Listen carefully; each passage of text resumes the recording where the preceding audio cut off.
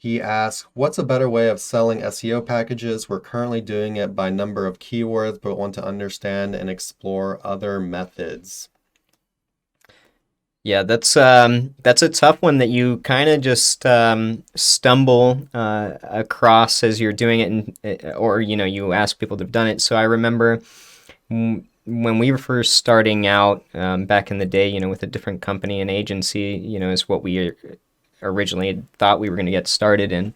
But then we didn't end up liking, working with clients all that much. But basically, when you do a model that's based on, hey, we're going to get you these keywords, there is always a risk that you will not get those keywords. SEO shouldn't, you can drive people towards a specific goal set, but the ultimate way you should be selling your SEO packages, in my opinion, have to do with a monthly that's going to create influx in exposure in the SERPs for them. When you target specific keywords and you say that's specifically what I'm going after, it's almost like everything else you're doing for them is going to go out the window.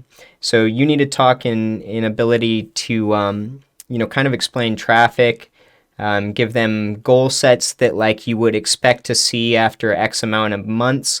But I think going after specific keywords and making that your way of explaining to them how much they're going to have to pay is going to be kind of difficult. And I say that based on working with a couple really high-end clients that, we worked with them over a good amount of time back when I was doing agency.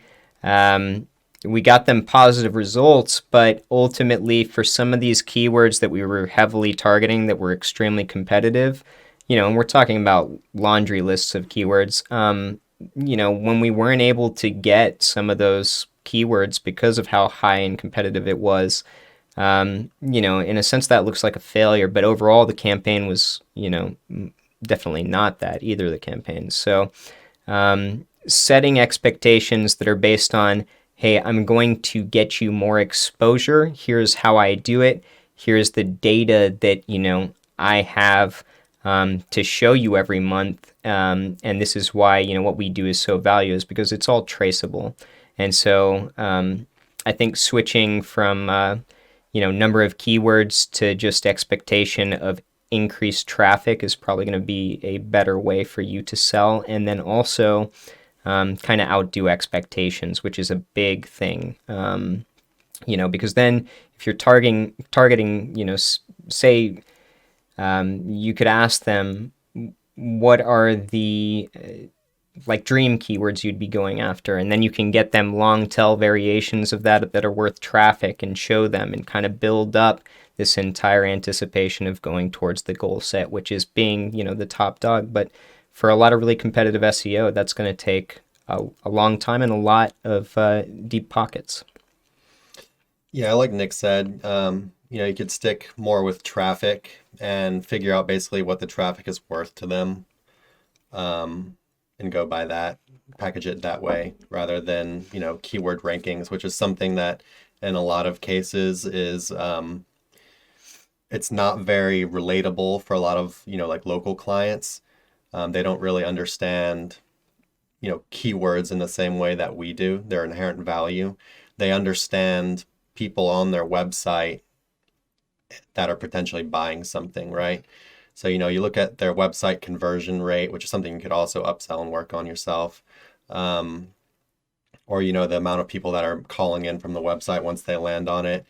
And, what percent of the people on the phone they convert or whatever. And you're basically just saying, I'm going to increase the amount of people that are either on your site that will potentially then convert, and then base your pricing depending on, basically what the lifetime value of a new client would be based on those numbers. Yeah, for something like an e-com business,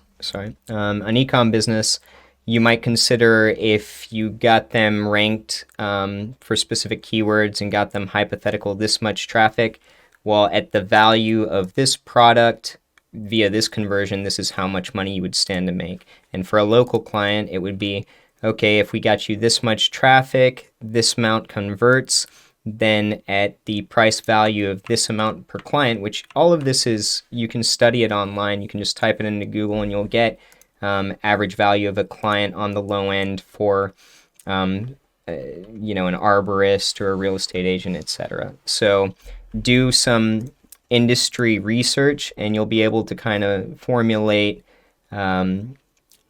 a plan or a map that the client then can view and then say, oh, wow, that's something I'm willing to, risk this on, or risk this budget on. Hey everybody, thanks for watching. Be sure to check the description below for links to our blog for more info on this topic, along with a bunch of other cool stuff like case studies, our Facebook community, and our link building services. And like always, remember to like, comment, subscribe, and turn on the notification bell if you enjoyed the video. Thanks and happy ranking.